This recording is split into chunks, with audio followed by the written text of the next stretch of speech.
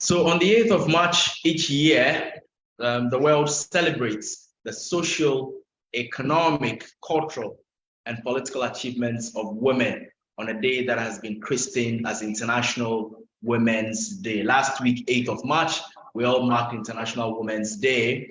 And here in Ghana, there were many activities that were outlined, that were held to mark International Women's Day. Today, as part of our People's Parliament broadcast, we'll be discussing the status of women representation in Ghana's parliament after 30 years of uninterrupted parliamentary democracy. Ghana has assembled a parliament in this fourth Republican dispensation since January of 1993.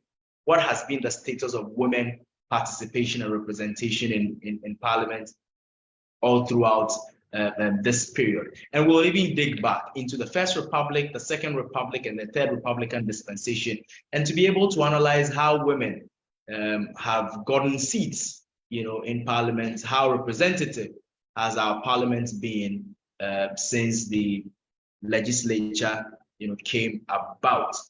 My name is Samuel Bin. This is the People's Parliament. The People's Parliament is a weekly broadcast brought to you by Parliamentary Network Africa, the civil society parliamentary monitoring organization that seeks to promote parliamentary openness. And here on the People's Parliament, we hold Parliament accountable. So today, the accountability journey still continues, and our accountability journey is focused on how come that there have been too few women in our national parliament.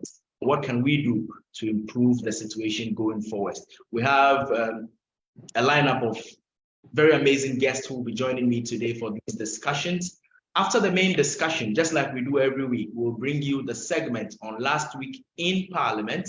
And then, of course, we'll give you a peek into what is expected to happen in Parliament in the coming week. I'll go for a quick break. When I come back, I'll be introducing you to our guests, and then we keep the conversation going. Remember that you can join this live broadcast on Facebook Live, Parliamentary Network Africa, and do well to continue to follow us on YouTube, Parliamentary Network Africa. On Twitter, you can tweet at us at PN Africa Watch using the hashtag People's Parliament. And of course, you can tweet at me at Sami Obi. We'll take a quick break. When we come back, I'll introduce my guest. We'll start the conversation on the status of women representation in Ghana's parliament after 30 years of uninterrupted parliament.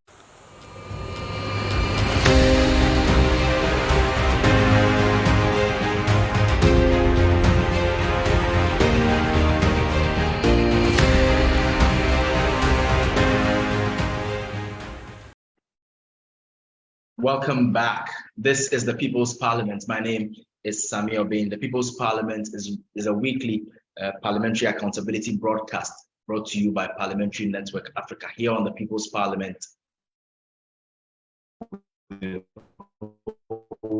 Parliament accountable. Today, we will be discussing the status of women representation in Ghana's parliament after 30 years of uninterrupted parliamentary democracy. As you may be very much aware, the Parliament of Ghana in this fourth Republican dispensation has assembled 8 parliaments. The first to the 8th parliament, the 8th parliament is the current one in which we find ourselves. We want to check since, the first parliament was assembled in 1993, 30 years down the line, what has been the trajectory of women participation and women representation in parliament? And like I indicated, we'll take you down memory lane to check on what has been the representation of women in previous parliaments, even before the Fourth Republic. So in the First Republican dispensation, Second Republican dispensation, and Third Republican dispensation. Today, we have an array of guests, a lineup of amazing women who have exhibited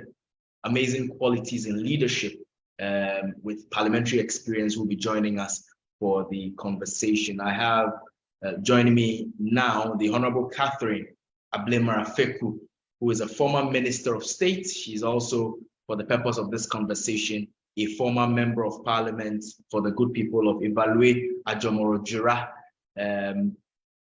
joining us on the show today. Honorable Afeku, if you can hear me, thank you very, very much for joining us and welcome to the show. Samir, good afternoon to your viewers, and yes, thank you for having us on your show. Very well. And before I go into getting my other guests introduced, we've been missing you. We've not seen you in a while. What have you been up to since you've been out of Parliament and out of perhaps the limelight, so to speak? Well, I've been very busy for one. I'm embarking on my law degree, so you keep the mind active. So I'm busy doing the LLB. As a matter of fact, I'm studying. So that's how come it was easy for you to get me sequestered so I can talk for at least 40 minutes. Yes. So that's what you've seen me off the radar busily doing, studying. Awesome. So at least we know what the former member of parliament have been up to. We also have joining us for today's conversation the founder and convener of the Alliance for Women in Media Africa, Shamima Muslim. Shamima is a broadcaster, a gender activist par excellence, as we all know.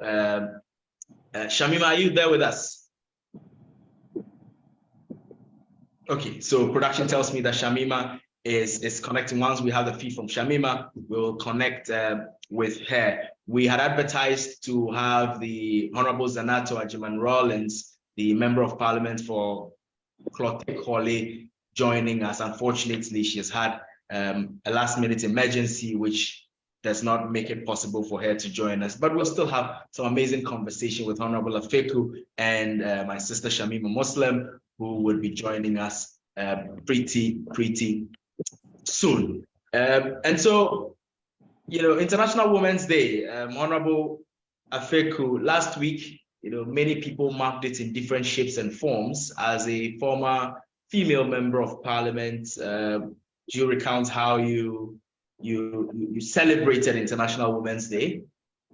Yes, actually, I, of course, said the prayer and prayed that there will be more women in political leadership, not just parliament, but in all spheres of our developmental agenda in the country. I also did a piece I will forward to you on women and how we can get into the foray with technology, especially the young ones, with government's policy on STEM, how to encourage more women into robotics, the IT field.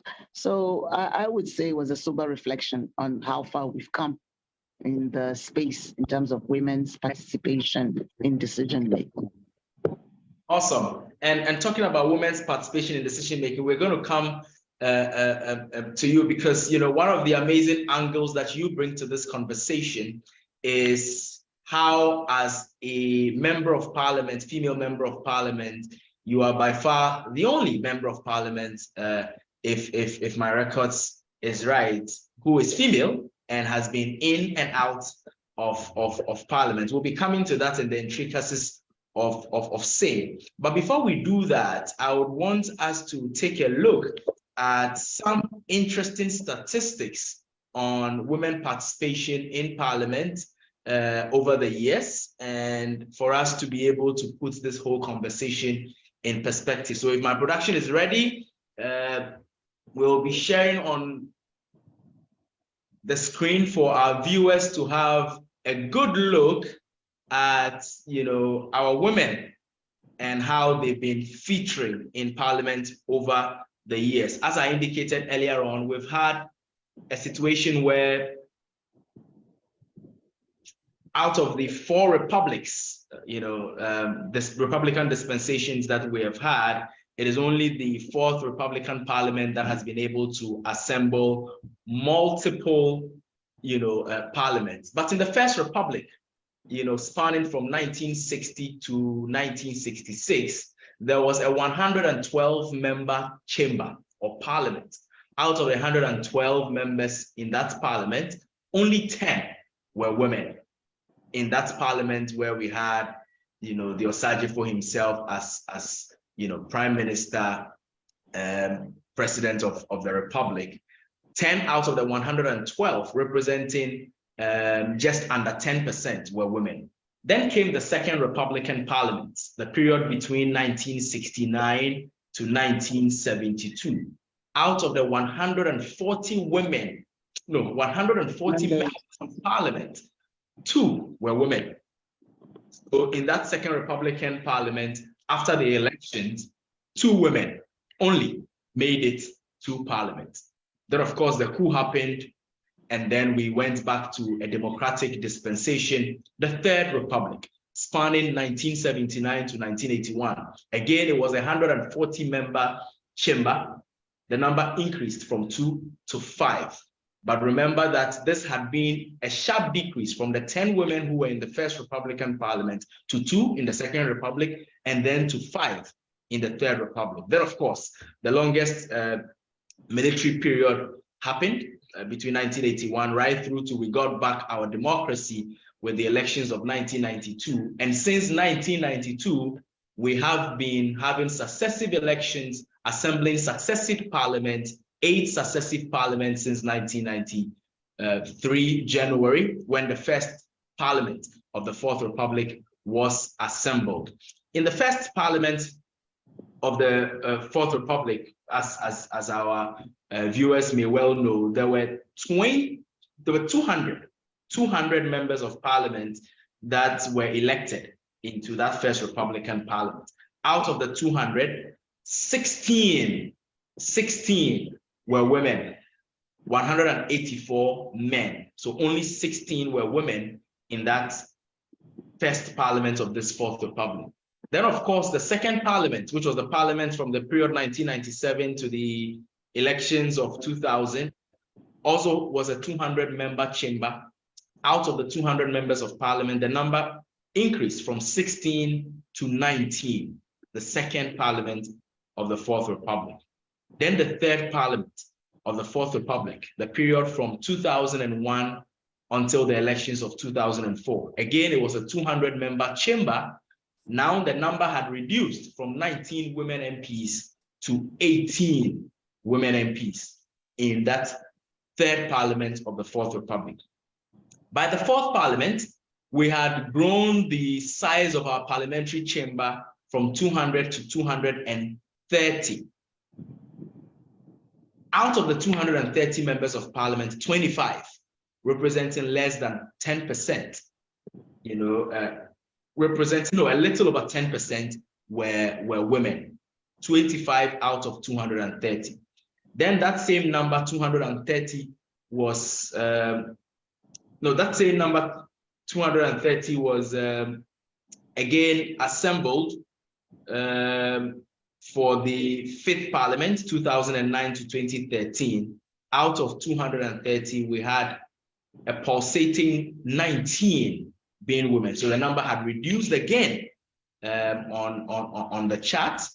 Then our parliament number grew in the era of the sixth parliament, the period from 2013 to 2017. And let me mention that in the fifth parliament, which was the 230-member parliament that only had 19 women, the period from 2009 to 2013, the Honorable Catherine Afeku was a member of that parliament. She was part of the 19 women who made it to that parliament. Then came the sixth parliament. Now the number of parliamentarians had grown from 230 to 275. Out of the 275, only 30 were women. 30 out of 275 for the parliament between 2013 to 2017. Those that lost their seats and were unable to join that sixth parliament included, again, the Honorable Catherine Afeku. Then came the seventh parliament, the parliament from 2017 to 2020. That parliament had 275 members of parliament.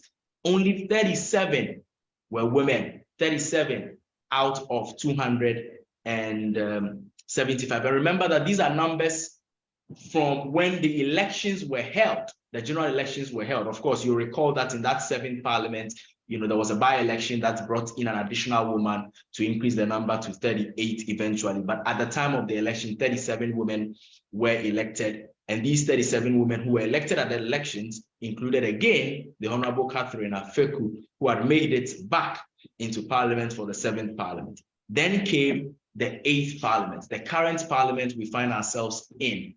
This parliament assembled in January of 2021 after the elections of 2020. This parliament has 275 members of parliament.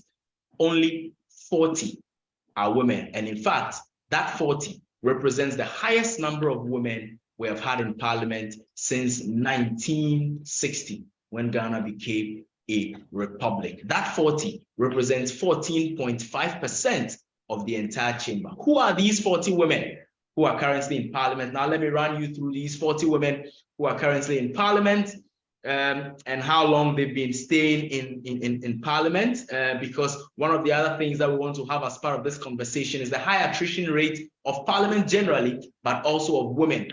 So the longest serving parliamentarian, female parliamentarian currently, who is still in the Parliament of Ghana, Honorable Helen Adwanto. So she's MP for the Kratche West constituency. She's been in office serving as a member of parliament for the people of Kratche West since 2009.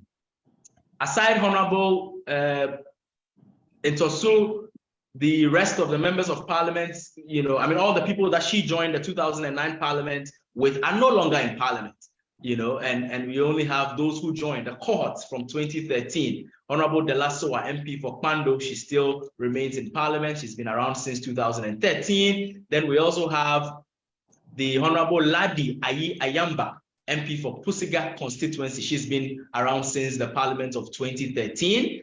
Then also we have the Honorable Mavis Hawa Kumse, a Minister of State, MP for Wutu Senya East constituency. She's been in office since 2013. Honorable Sarah Adjoa Safo, a former leader or deputy leader of the majority caucus in parliament, a member of parliament for Dom Kwabenya constituency. She's been around since 2013. Then we have the Honorable Esla Owusu-Ekufo, a Minister of State in the current government. She's been serving the people of Ablekuma West constituency since 2013. She's part of the 40 MPs who are female in the current parliament. Then we have our next, Honorable Queensta Sawyer. Honorable Queensta Sawyer is MP for Aguna East constituency. She's been in office since 2013, serving the good people of Aguna East constituency. She's part of the 40 women who are in our current parliament. Then again, we have the Honorable Frida Prempe. The Honorable Frida Prempe is a minister. She serves the people of Tano North constituency. She's been in office since 2013, so she's also part of the 2013 cohort of female MPs that made it to parliament. Then we have the next. So Honorable Frida Prempe literally completes the list of women who have been in parliament since 2013. Then came the parliament of 2017, and it ushered in Honorable Zanato Ajeman Rawlins, MP for Clote Kole constituency. She joined in 2000.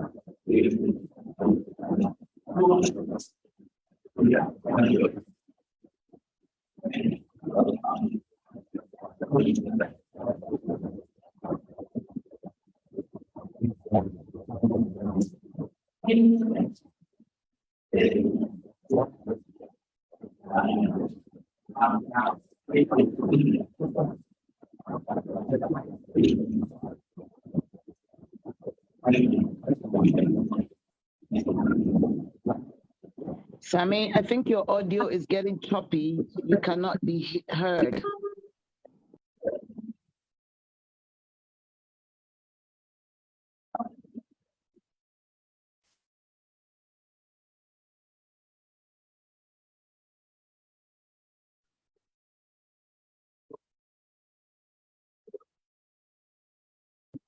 the second MP. The next on our list is the, can we have the next on our list rolling, please? The Honorable Comfort Ujoganza, she's also been in Parliament representing the people of that constituency since 2017. She's a member of the minority leadership in Parliament. Next on the list, we have the Honorable Cynthia Mamle Morrison, MP for Agona West constituency. She's been in office since 2017. She's also one of the two-term members of Parliament. Next on the list of 40 is Honorable Mavis in Kansa Bwedu, a Fija East constituency. She has been in Parliament since 2017, representing the people of Fija East constituency. Next on our list is the Honorable Patricia PJ Asokwa constituency. She's been around since 2017, representing the people of Asokwa in the Ashanti region of Ghana. Next on our list is the Honorable Francisca Otin-Mensah, Deputy Minister in the current administration, two-term MP. She entered Parliament as the youngest member of Parliament when the 2017 Parliament was assembled. She represented the people of Kwagwe East in the Ashanti region.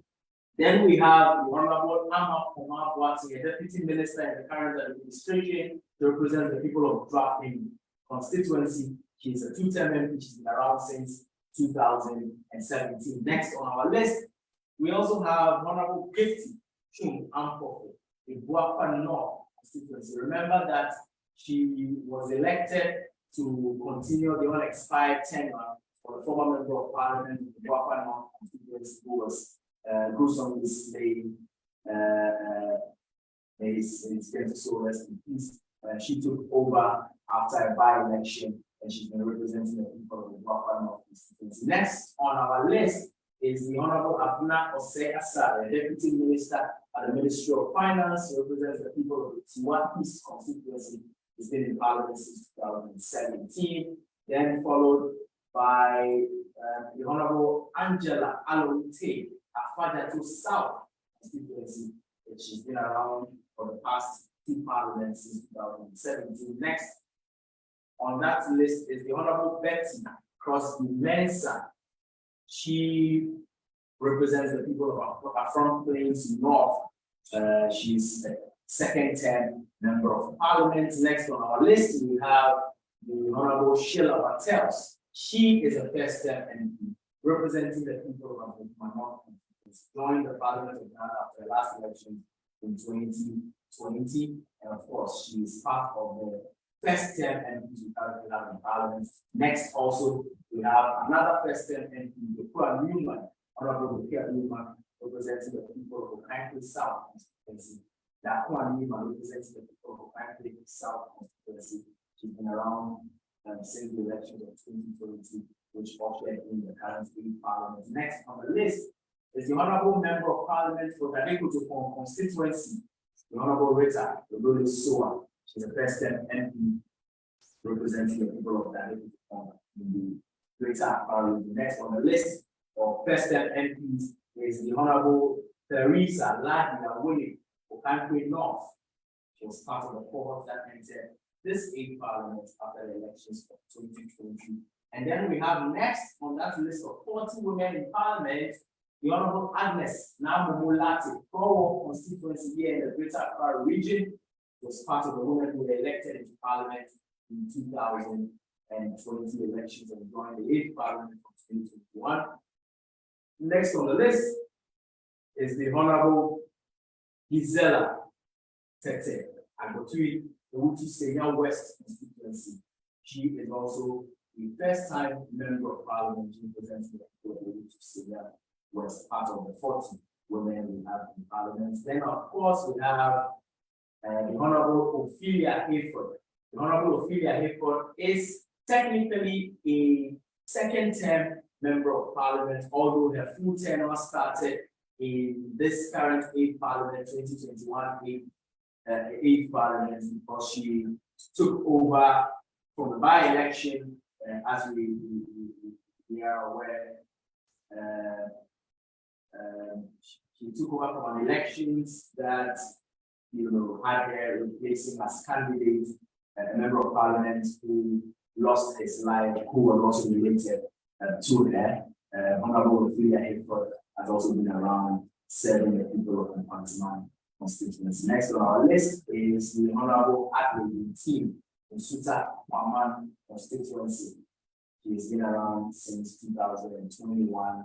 She is a first-term MP. Then, of course, we have Honorable Nana Dukua Siama J, the Kopon constituency. She's a first-term member of parliament representing the people of the Kopon.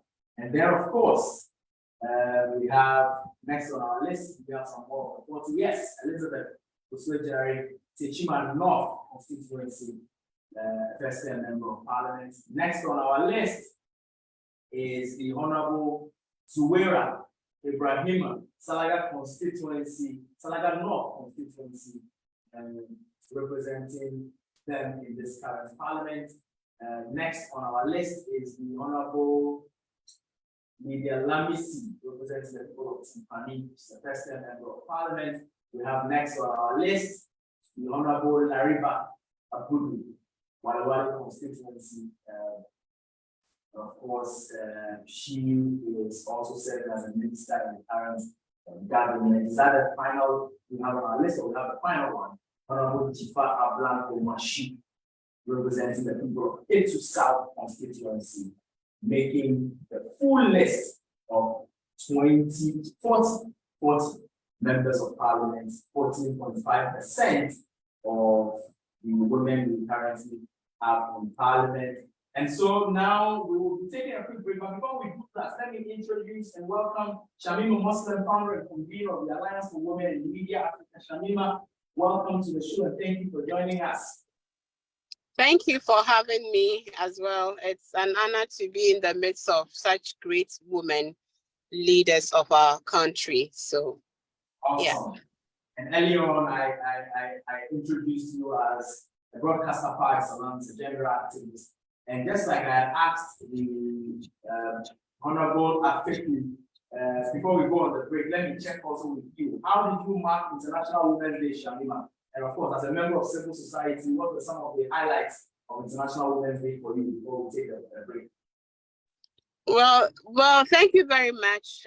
For me, the Alliance for Women in Media Africa, we did a social media campaign where we got various women in media to share their videos and quotations highlighting some of the key issues mitigating against the progress of women in media.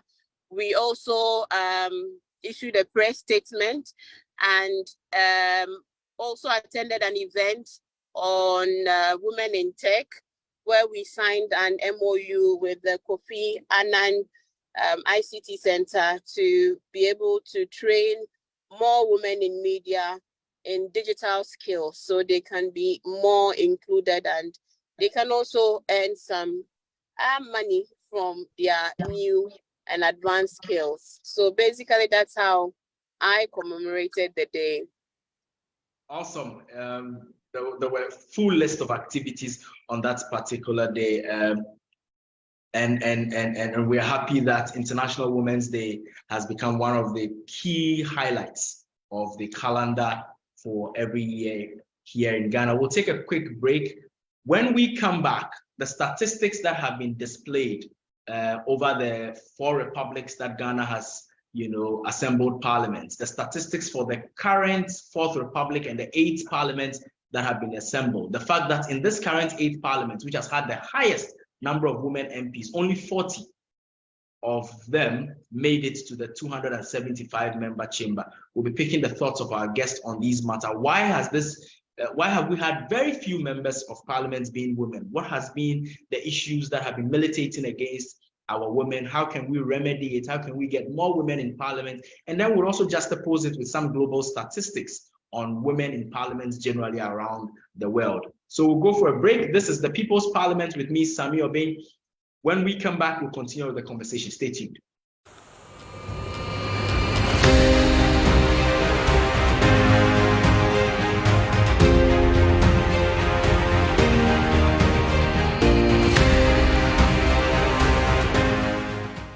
Welcome back. This is the People's Parliament. Here on the People's Parliament, we hold Parliament accountable. The People's Parliament is a weekly parliamentary accountability broadcast brought to you by Parliamentary Network Africa. Parliamentary Network Africa is a civil society parliamentary monitoring organization that seeks to promote open parliaments here in Ghana and across the continent. My name is Sami Obeng. Remember to join us every week for the People's Parliament. We stream live on Facebook at Parliamentary Network Africa. You can also catch, editions or episodes of the People's Parliament show or broadcast on YouTube, Parliamentary Network Africa. You can tweet at us at PN Africa Watch, or tweet at me at Sami Obeng using the hashtag People's Parliament, and we will read your tweets, we'll read your comments that comes up on Facebook. Honorable Afeku, we went through the statistics of women who have made it to Parliament since 1960. What are your preliminary thoughts? Sami, first let me say a quick hello to Shamima. It's been a while. She's a good dearest friend from City FM days. Indeed, Catherine, indeed. I've missed you just too much. Yes, we need to connect. We Yes, have to. we will. So, Sami, good to see you. it is. We'll get together very soon. The numbers, if you want to ask me in one simple word, it's unimpressive. I mean, from the 60s to today, 66 years of democracy, you say, regardless of the truncation, you would call Ghana a very liberal society that holds to the tenets of democracy.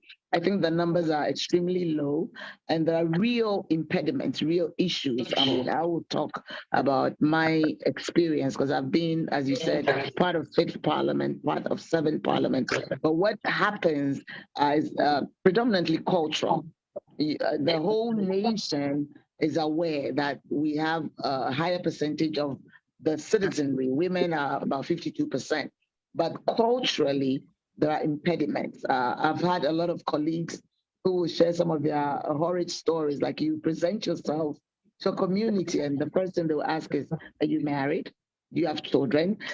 These are cultural prerequisites that will be asked of you as you offer yourself in leadership, whereas your counterparts, the males, are not required to prove their fertility or their domestic qualifications. So that's one.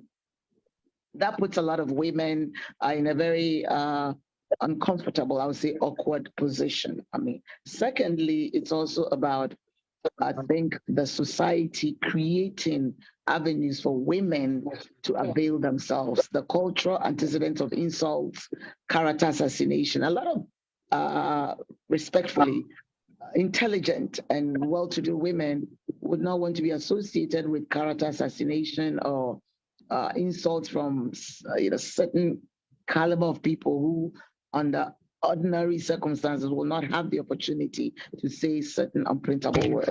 So from my experience and other colleagues that we talk together, these are the two major. Of course, finance is always an impediment, but I don't want to put that as a real blocking or a stumbling block, but the main one is cultural. Honestly, it's cultural, and women will not avail themselves for positions if you are asked to show whether you're fertile or not, whether you're married or not.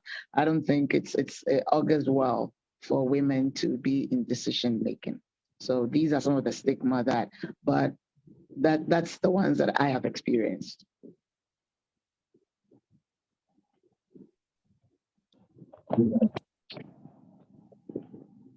You need to mute. We can't hear you. You need to unmute.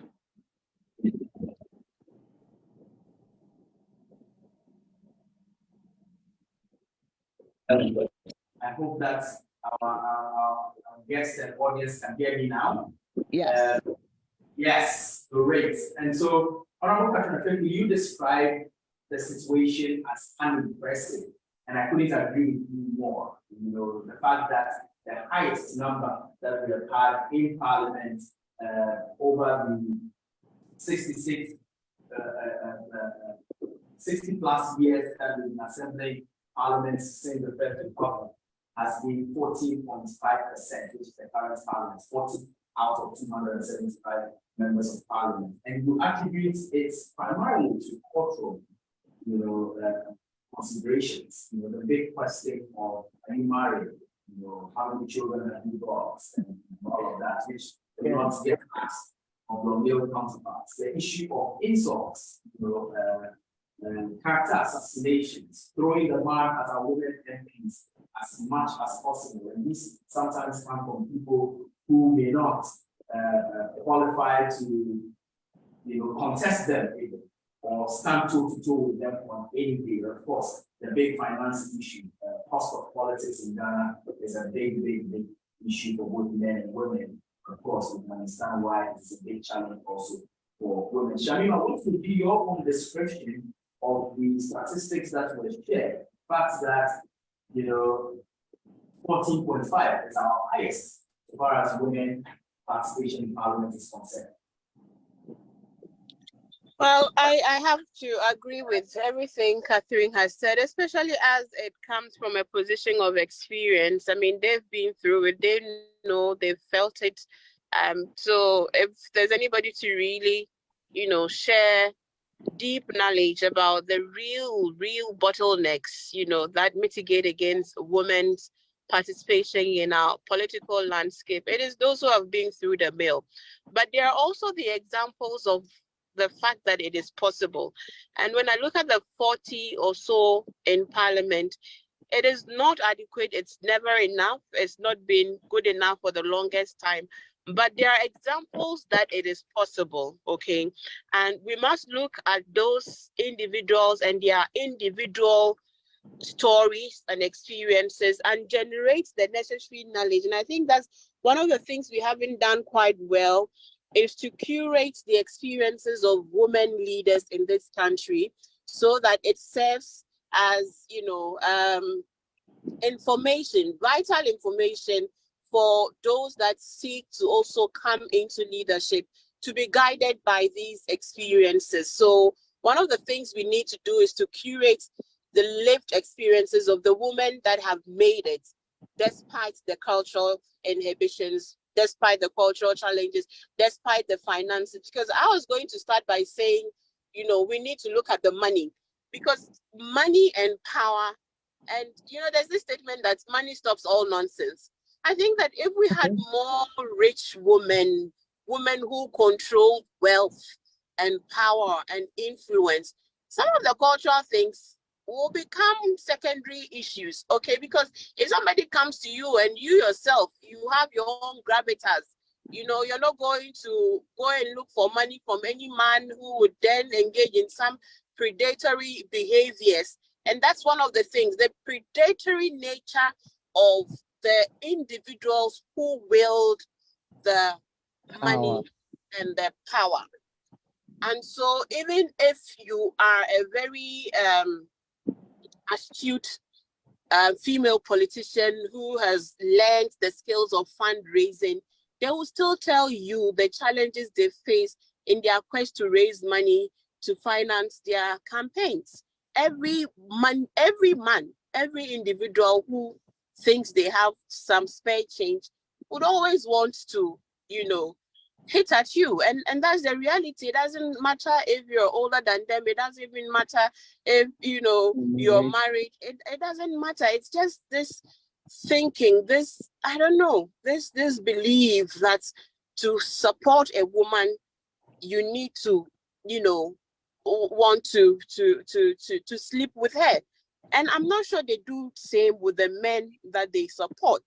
So it's the deeply patriarchal, deeply predatory nature of our society, deeply sexist nature of our society that continues to put women in that view that men think that, women are fair game. Everybody can, have their chance at it. So I still think that we must watch the money, and we must really look at the economic empowerment and liberation of women.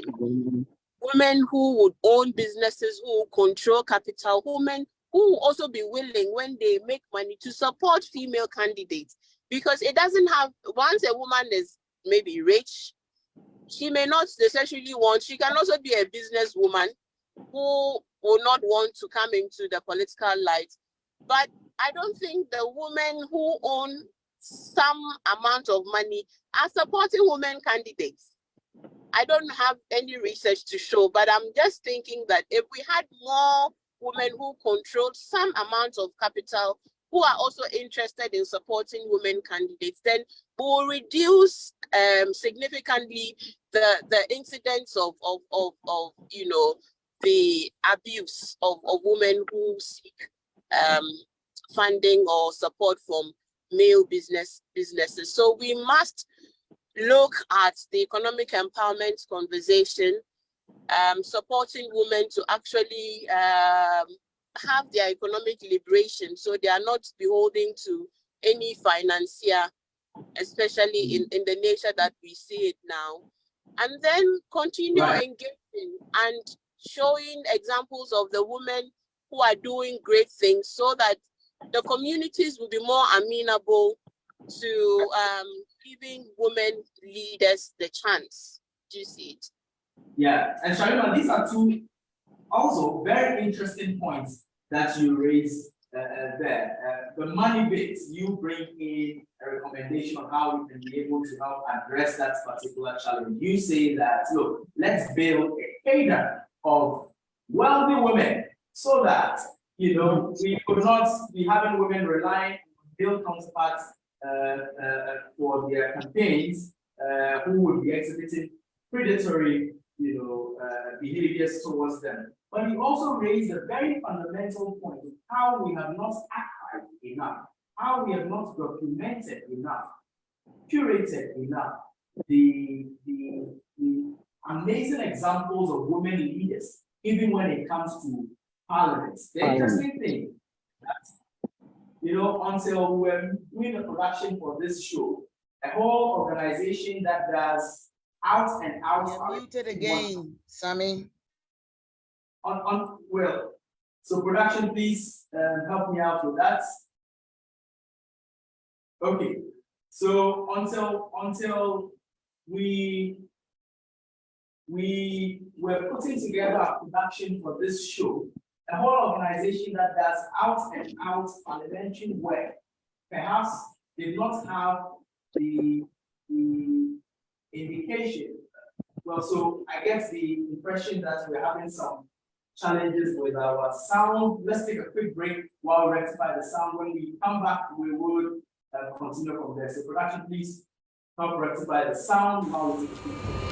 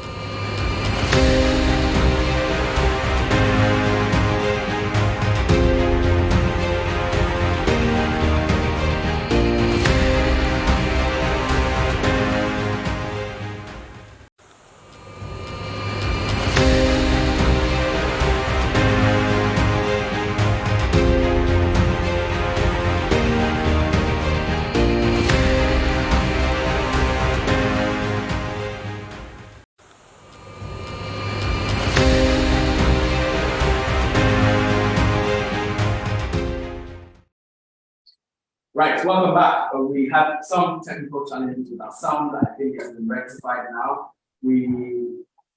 This is the People's Parliament. We have been live with a former member of parliament and a former minister of state, also Shamima Muslim, who is a gender activist, a broadcaster par excellence, and they've been sharing some amazing thoughts on why we've been having such unimpressive numbers of women in parliament.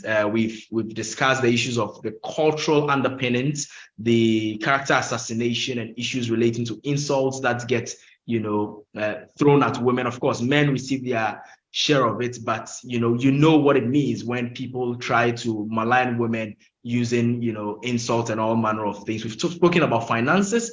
We've actually come to the understanding, based on recommendations by my guest, that perhaps we should be building more wealthy women, women with money, like Shamima put it, because money can stop all manner of nonsense, so that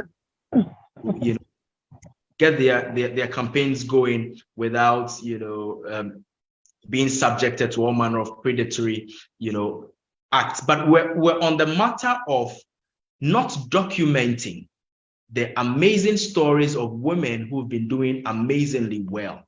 And I was sharing the experience here at PN Africa, where prior to this production, for an organization that does out and out parliamentary work, we realized quite shockingly and quite unfortunately that we could tell which male MPs in current parliament have been the longest serving, but we're not too sure who the female MPs who have been the longest serving are, and for me, I think that it's a very good example of how we do not seem to pay too much attention to the things that matter as far as our female MPs are concerned. And you see, once they are few, it means that documenting their lessons, documenting their experiences and their examples could be done, easily, and could serve as a very good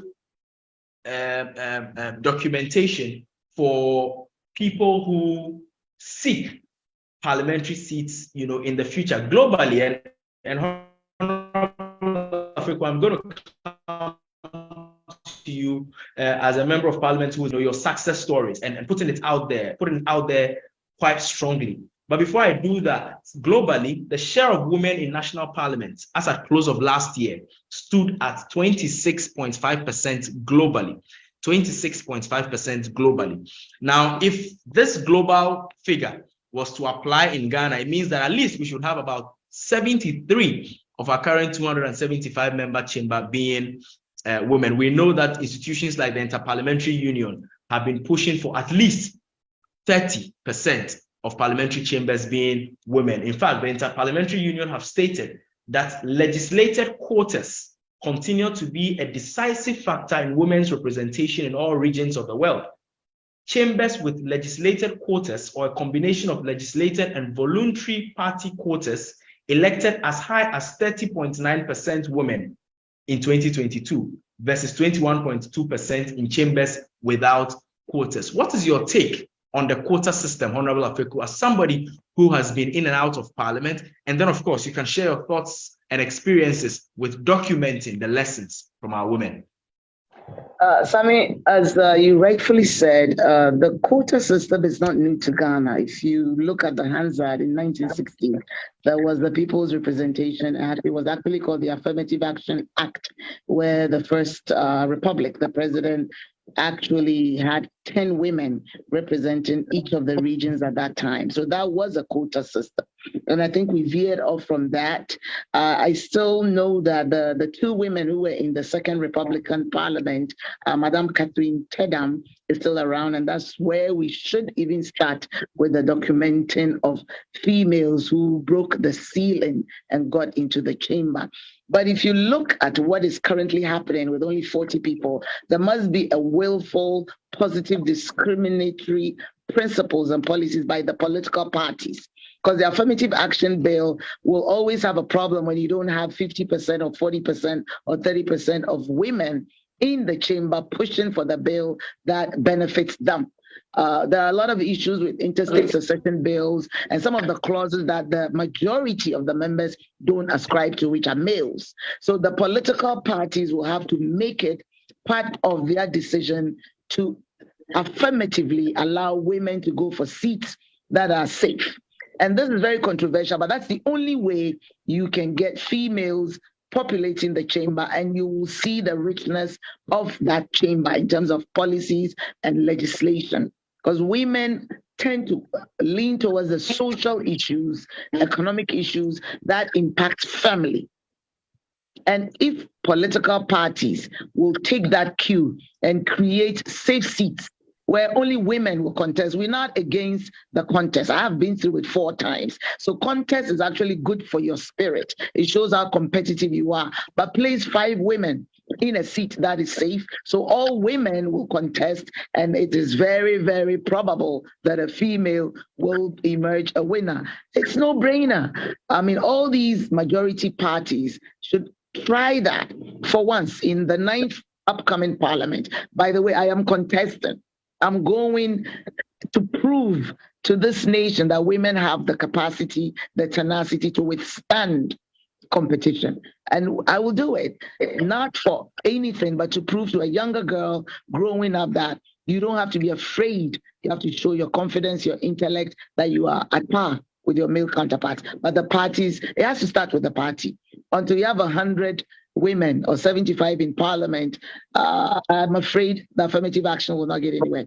20 on both sides, they can't even form a quorum to fight that bill. But let the parties institute the affirmative action, and you see more women stand up for election. The women supporting women, as Shamima said, is a novelty. It can be that we need to reach out to business women. There are a lot of women in the country, but I don't think we have politically sounded them that it's okay to invest in a female candidate. They may not see that as a viable investment. So it is up to political women to reach out to women in business, women in law, women in the space of leadership to support their fellow women who are going to enact laws that will impact on their businesses and lives. Shamima, your thoughts? Do we have Shamima on? Shamima is muted. While we get Shamima to... Hello? We can hear you now. Hello?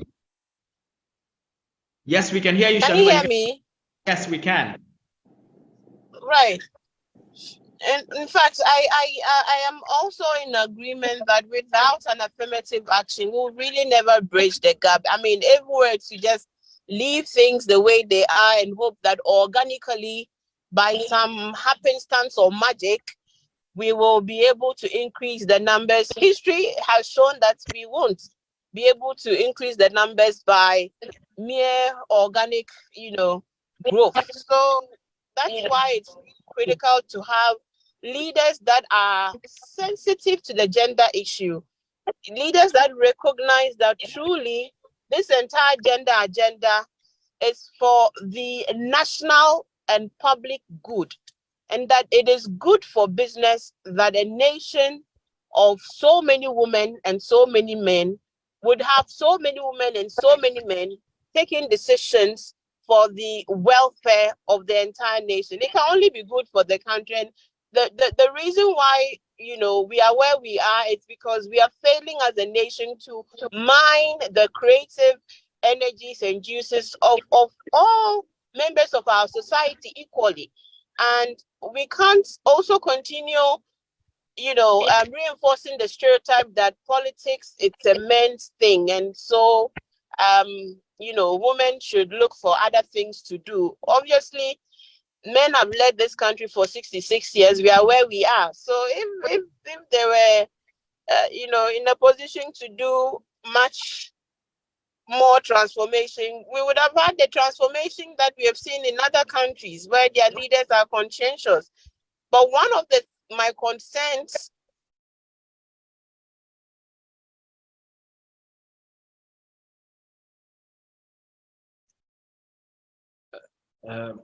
we seem to be losing you, Shamima, on your audio.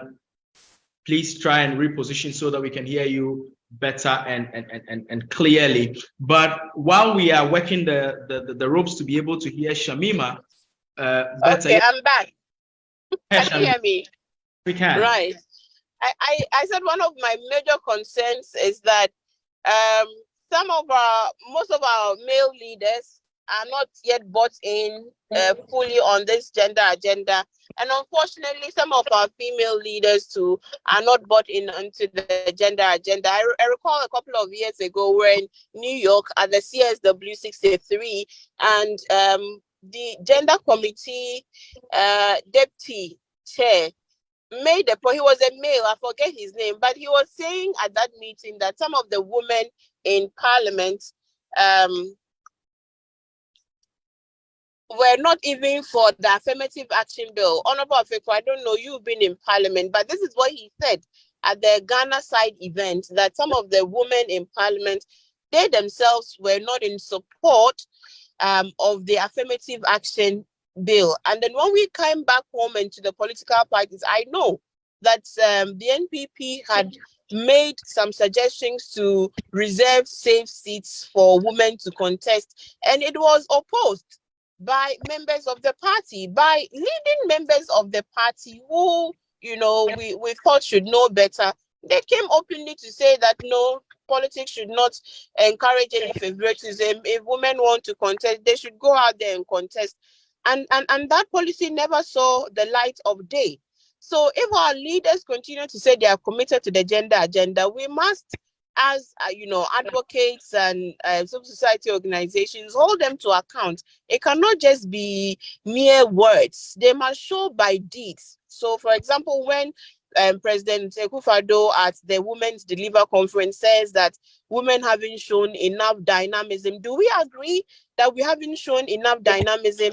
And he was pointing to other avenues. He thought that women should show dynamism at the lowest level, from the district to the regional to national, party levels. Women should show dynamism by presenting themselves for positions, across board. Is it the case that political party women aren't showing enough dynamism?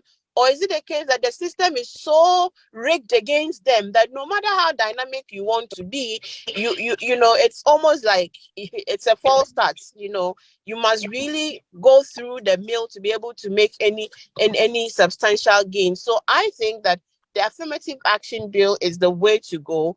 But the only way we would get it is if we get some leaders who really understand the value of such a policy and are willing to close their ears and eyes and just go ahead and get it passed.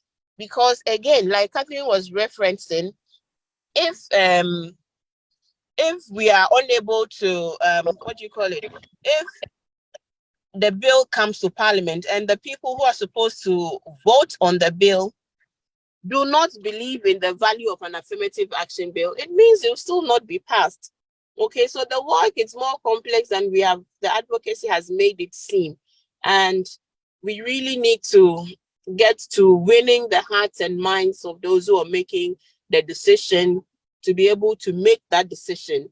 And we know that when the executive wants to pass a piece of legislation, they have their ways and means of getting members of their side to pass it, whether they are in agreement or to the particular bill or not, they will pass it. So we are saying that our leaders are not committed. If they were committed, by now an affirmative action bill will be passed. By now we would see more women in parliament.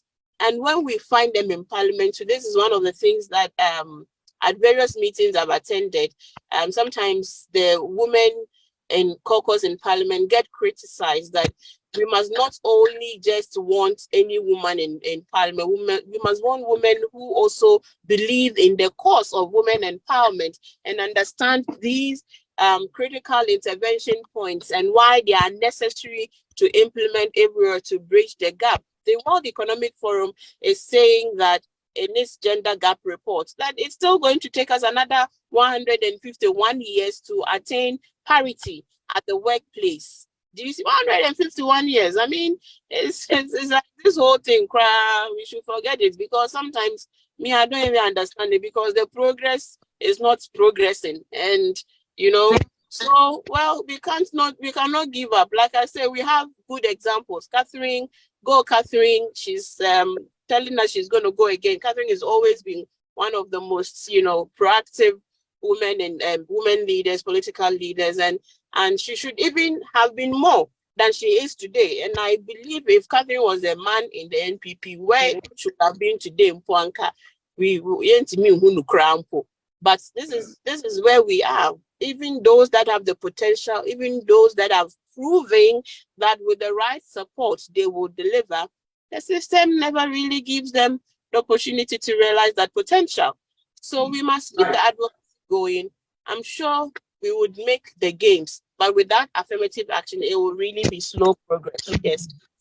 Yeah, and I must say that you are right in your summary, that history has shown that affirmative action works. The example of the first Republican Parliament was cited, that the only time that 10 women out of the possible 112 member chamber were assembled in that first Republican Parliament, it was because it was a quota system that had been put in place. When that was removed, then we saw that the number decreased to just 2 women by the time the next parliament was assembled. And we are seeing peer parliaments, even in West Africa, doing some interesting legislation. Next door, Sierra Leone, we know that the Gender Equality and Women's Empowerment Act was passed last year, where they have made that bold step of at least 30% representation of women in all elective positions, at least 30% representation of women in all appointive positions, at least 30% representation of women in all decision-making positions in the public and even private sector. And we need to stop paying lip service to this conversation and act on this particular subject matter. And you are right that the political parties have a very major role to play in all of these. Honorable Afeku, talking about political parties, I mean, you are the politician in the room. Many times we hear our male counterparts indicating that they are all for affirmative action. We've heard President Akufo-Addo on many occasions before Parliament delivering a State of the Nation address and promising that the affirmative action bill will be in Parliament in no time. Yet we still do not have an affirmative action bill in Parliament. Shamima has recounted the example of how the NPP attempted but failed. What's up with the politicians? Why are they opposed to this so badly? I mean, I don't know if it's opposing. It just requires political will. I mean, where some of us have fought to reach, in fairness to both major parties in the country, when the battle came up to institute quota system through the back door, it was fought against, and they settled for half price for nomination fees. So let's say they were asking for 10 cedis, then a woman will pay 5 cedis, or a disabled person will pay 5 cedis. I mean, that is tokenism as far as women of stature and substance who are equally capable of making decisions that will impact 30 million people. We saw that as a step, but it was just your toe moving, nothing really impactful. The real bold decision that requires non-partisan but bipartisan approach is to get all these political parties which have membership in the chamber to agree for once that Ghana deserves to have equal representation of 50% plus of the people in the nation. It's as simple as that. It takes political will. Like Shamima said, if the bill has a memorandum, it goes to cabinet and it has to come into the chamber, it will be passed. But I don't know what the fear is. You see how Rwanda is emerging post-genocide because the number of women are part and parcel of the entire fabric of the nation. Even Uganda, they are progressing at the level of parliamentary activities because more women and younger women, to be precise, are encouraged to go into leadership. So Ghana has always been the first in this, the first in that, but we are the last in liberating the energies of women to play a key role in leadership. So it is non-political. It's just a scourge on the conscience of the nation called Black Star of Africa. It has to be done. And it has to be done, not just celebrating 8th March, we sing, we dance, and it just gets shelved. And then another 8th of March comes. So until a bold decision is taken that women matter, their input in decision-making matter, then this nation will actually be enriched with the thought processes of 52% of the people in this country. It so appears that we may be losing out even on the opportunity to implement some of these things at the political party level, even for the next elections, because, the two major political parties are having their party primaries coming up in no time. We know that in about 2 months, the NDC will be having its party primaries in May. And of course, it's going to go the normal way, the normal route. Hopefully, there will be a few more women selected at the primaries. The NPP is yet to announce its date. But it's not going to be far from now. And it so appears that we may be losing out on an opportunity to have these political parties make bold, decisions, take bold steps, bold initiatives that will get us having more women elected. We'll be coming back to pick some additional thoughts from you, our guest. But we'll be moving quickly into one of the very exciting segments that we have on the People's Parliament, which is the last week in Parliament, and then, of course, this week in Parliament. We'll go for a quick break. When we come back, we'll give you a quick peek into what happened in Parliament last week and what is expected to take place in Parliament this week. Don't go away. This is the People's Parliament with me, Sammy Obey. Parliament is a weekly parliamentary accountability broadcast brought to you by Parliamentary Network Africa, streamed live on Facebook, Parliamentary Network Africa. You can get it also on YouTube, Parliamentary Network Africa. On Twitter, you can follow us at PN Africa Watch. Tweet at us using the hashtag People's Parliament. Today, we've been having a great conversation with Honorable Catherine Afeku, a former member of Parliament for the people of Ivalue, Ajomorojira constituency, and Shamima Muslim, founder and convener of the Alliance for Women in Media Africa, who have been sharing some amazing thoughts on issues around why the number of women in Parliament has been disappointing. And they've been sharing some recommendations on how we can make it better. We're going to move into the segment called Last Week in Parliament. And to do that with us, we have our parliamentary correspondent, Clement Akolo. Clement joins us to give us an indication of what happened in Parliament last week, in a week where the world marked International Women's Day. And then also Clement will be giving us an indication into what is expected in Parliament this week when the House reconvenes tomorrow. Clement, welcome to the show. And yes, please, let's go. Can we hear Clement? So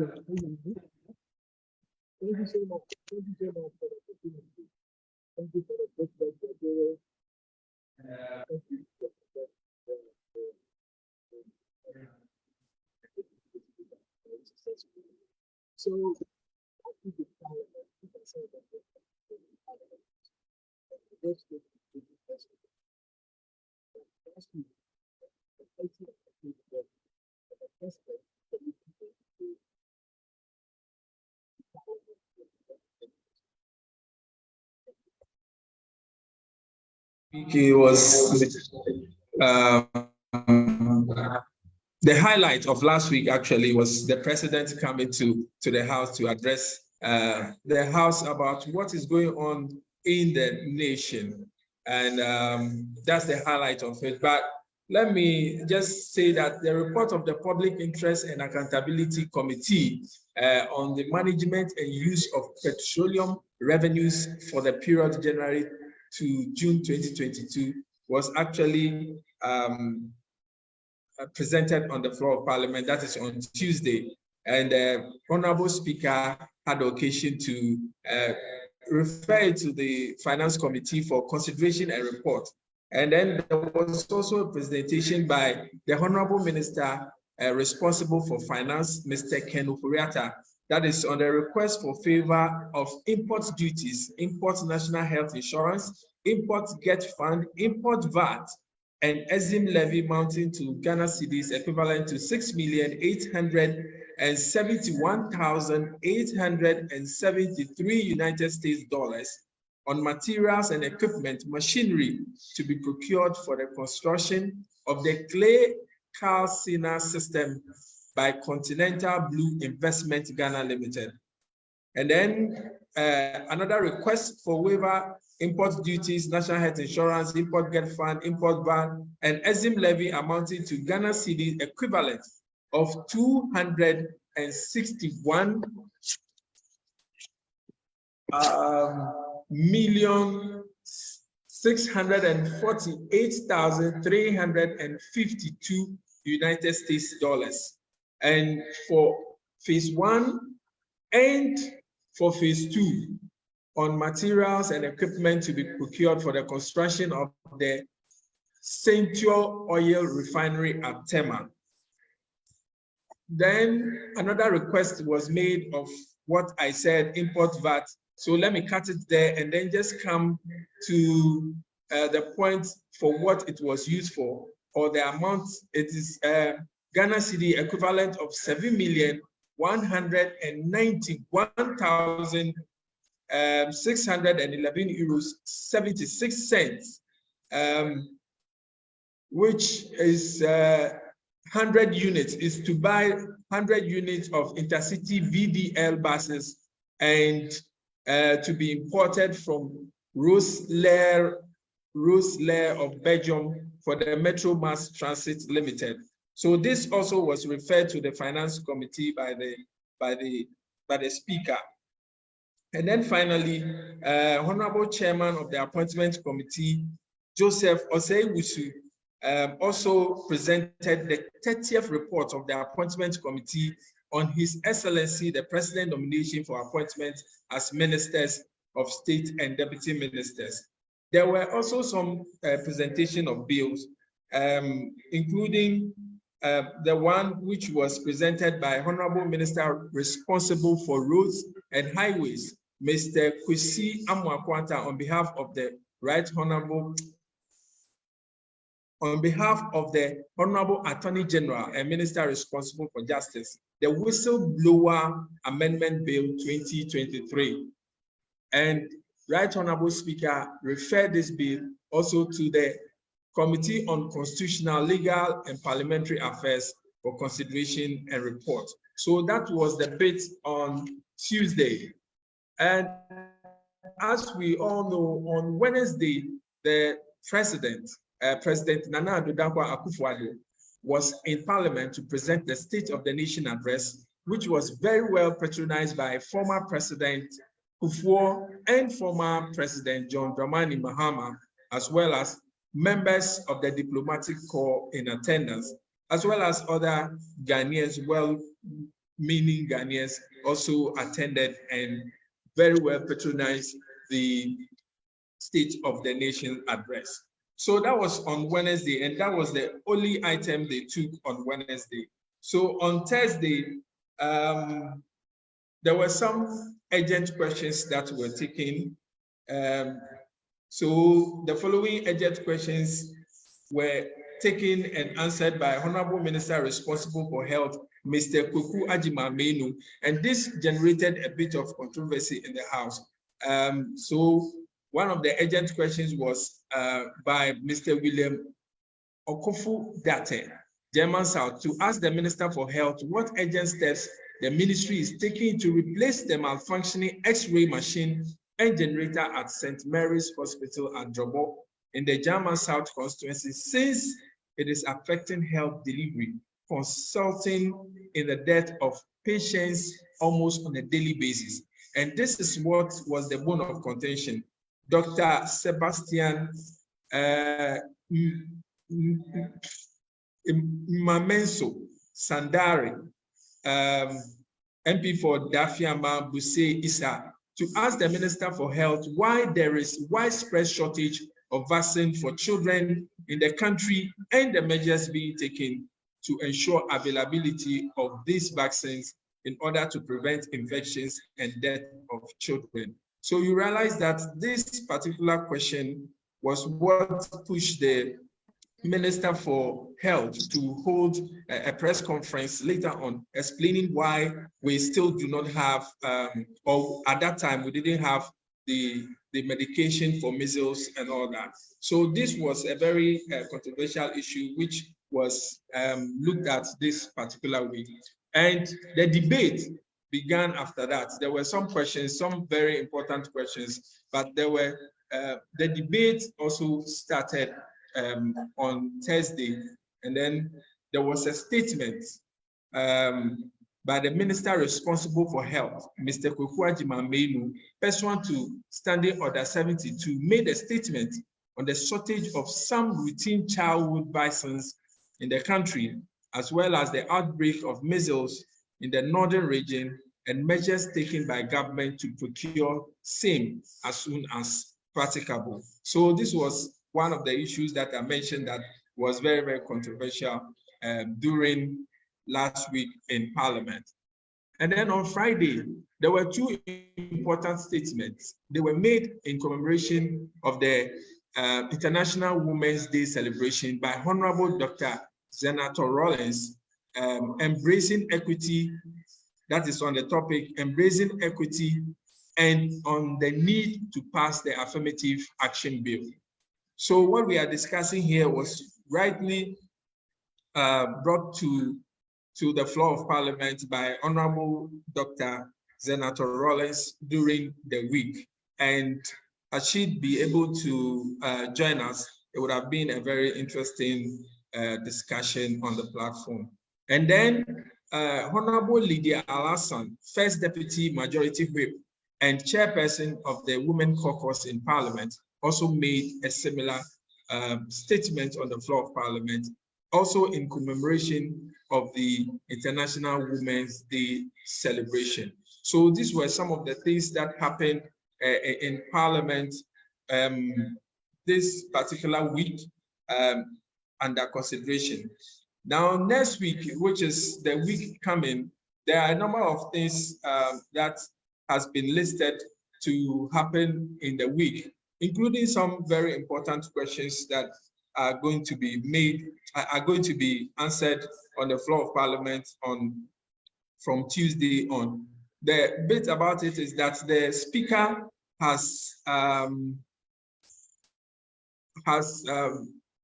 gone to Bahrain with a high-powered delegation to go and join the International Parliamentary Union, that is the IPU, in their deliberations there. And they are making some very important difference there with the Ghanaian delegation. Now we have about 48 questions to be answered next week. And then we have some statements to be made next week, and then some papers and some reports to be laid next week. So my able host, I would like to leave it here, but so let me leave it here. Well, Clement, thank you so very much. Thank you too.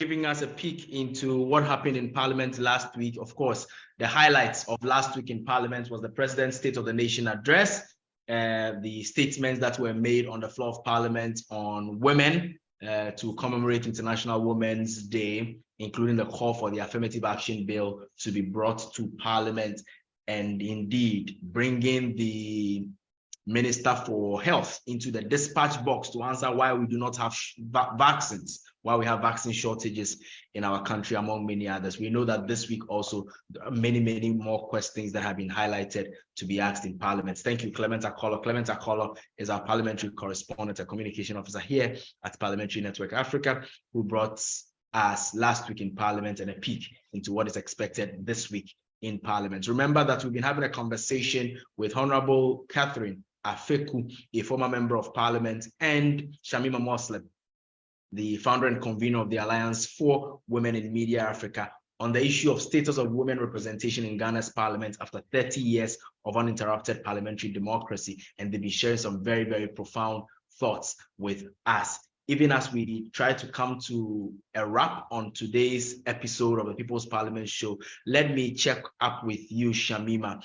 You know, of all the conversations that we've been having so far, of all the major issues that you have highlighted, yourself and Honorable Afeku have highlighted as the issues that are militating against women and their rise to some of these positions of power, what are your 2, 3 quick recommendations on what needs to be done, aside, of course, the political party issue that has been raised and the political will. What other practical steps can we take now, considering our situation, to remedy the state of women in parliament and in governance generally?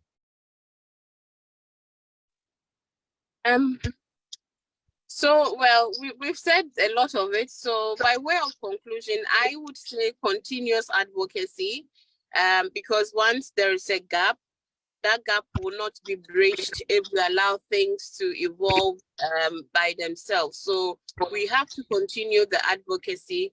We have to continue to hold, duty bearers and to hold political actors who have made commitments and pronouncements, to the effect that they are willing to work towards bridging this gender gap. We also need to continuously advocate for women to be interested in politics, okay? Because there's a historical underrepresentation, it will take, sorry for that. Stop. That's okay, Sharima. It will take a concerted effort to continue to grow the next generation of women who will be interested in public office. And for me, what's interesting now, if we look at the tertiary institutions and how vibrant the TESCONs and the TAINs are becoming, and how women are participating in political party activity at the tertiary level, it means that we are grooming the next generation of women leaders at the national level. We just need to support them, not only with the skills, but with the resources to be able to, become effective players in the political landscape. So that's what I would also want to add. And if policy can also help to build confidence of girls right from the basic level. There are schools today where head boy or school prefect is just assigned to the male, and then they would have a deputy prefect as a female. I think that we must, begin to shatter all of those stereotypes right from the word go. So teachers must be involved in this conversation. Teachers must encourage both female and male leadership from primary to secondary through to, to the highest level. So we don't assign leadership roles for men and then, give compound prefects to girls. Let's encourage them at the young stages. So as they are growing, they are more confident in themselves and in their abilities. And then they will be willing to put themselves up, for bigger leadership position. That's what I would say. Yeah, so they need to think long term and to continue with the grooming process and to continue with the advocacy process, because women can be amazing. We see how Shamima is contributing to making amazing contributions while she handles the young lady who is also trying to be part of the conversation. And these can only take place when you have amazing women being part of the conversation. Honorable Afeku, what will be your closing words on the same subject matter? What are the two pointers that we can take away as recommendations from here on how we can improve the situation? And certainly you have mentioned how you are lacing your boots to return to Parliament. Yeah, Sami, I think this has been very informative. 3 things to take away, and I'm so happy you've reconnected me to my friend Shamima. It's more of education. We need to beefing up the advocacy. It shouldn't only be wrapped around 8th of March. It should be an all-year, long-term, drawn-out, drumming it into the consciousness of the people of Ghana that women matter. So once the education is continuous, that will soften some of the stereotypes and biases. To me, I think education is premium. The second one is we need to give credit where it's due. Most of the times our first ladies are seen as dormant. If you look at Mrs. Rawlins, she was very, very strong in this affirmative action way back in 1998, even the Beijing platform and her 31st December advocacy. It focused on empowering women. So other opportunities is maybe the caucuses of both parties, not seeing it through any political lens, to use the first and second ladies of the nations, to use their offices to advocate aggressively that these policies will be their lasting legacies if they champion it. And they will look at the history. You can see that there are people, even in the outside of Ghana, policies that Roosevelt's wife, Eleanor Roosevelt, played a very key role in a lot of policies using that office. So we can maybe use that as another lobbying opportunity. But most importantly, is to scout for women who are ready and willing. Half of the time, the parties will tell you, we can't find the candidates. What is the effort being made to actually scout for women who are ready and willing? And that is where I take it. And also to reach out for mentorship. There are women who have been in parliament, who have been in political space, and they tend to fall off when they are not in the limelight. I mean, I'll give you off the top of my head, Madame Joyce Ayi. I used to watch her a lot on television when she was the minister. So there are people out there, Mrs. Oboshisai Kofi, the lady who writes so prolifically, Elizabeth Ohining. There are a lot of women out there who have been, Madame Faustina Nelson. These are women who are in the space that can be tapped. And the Shamimas of the world with the Media Alliance focusing on women can group some of these women to empower and encourage. One word from someone like that could propel a woman to lead against all odds. So I will sum it up as let's use the offices of the first and second ladies to champion like Mrs. Rawlings did. Let's advocate more and let's tap into the knowledge of previous women who have stood in the gap for some of us to stand on their shoulders.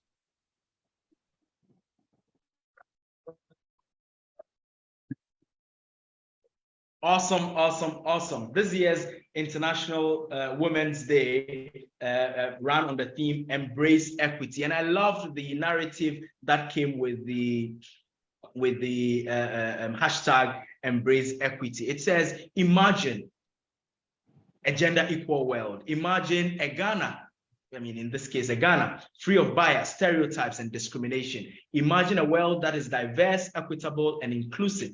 A world where difference is valued and celebrated. Together, we can forge women's equality. Collectively, we can all embrace equity. Let's embrace equity. Let's continue to promote the participation, effective participation, equal participation of our women in governance, particularly our parliament, which evidence has shown women have not been too many. I embrace equity. And of course, we look forward to all of us embracing equity, even as we promote our women. Thank you very, very much, Honorable Catherine Afeku, a former Minister of State, a former Member of Parliament for the good people of Evaluate Ajomoro Jura constituency. Also, thank you very much, Shamima Muslim. Shamima, of course, is a broadcaster par excellence, a gender activist, founder and convener of the Alliance for Women in Media Africa. Thank you. Thank you so much for joining us and for sharing these amazing thoughts with us. Thanks to the production team here at Parliamentary Network Africa for putting this together. And we look forward to coming your way again next week with another episode of the People's Parliament, that weekly parliamentary accountability broadcast that ensures that we are holding Parliament accountable. Perhaps we should be having further discussion around how the institution of Parliament itself has positioned the systems, structures, policies, arrangements in there to ensure that it is gender sensitive, to ensure that women can thrive in there when they get in there to serve as members of Parliament. My name is Sami Obeng. It was great coming your way. Thank you very much for joining us. Do well to join us again next week. Between now and next week, of course, you can always catch the broadcast on Facebook, Parliamentary Network Africa, on YouTube, Parliamentary Network Africa. On Twitter, you can follow us at PN Africa Watch, and we'll be more than happy to engage with you. Enjoy the rest of your day. Thank you to our guests. Thank you to our audience. Thank you to you, the many amazing people who work behind the scene to make this show come on. Enjoy your evening. Good night.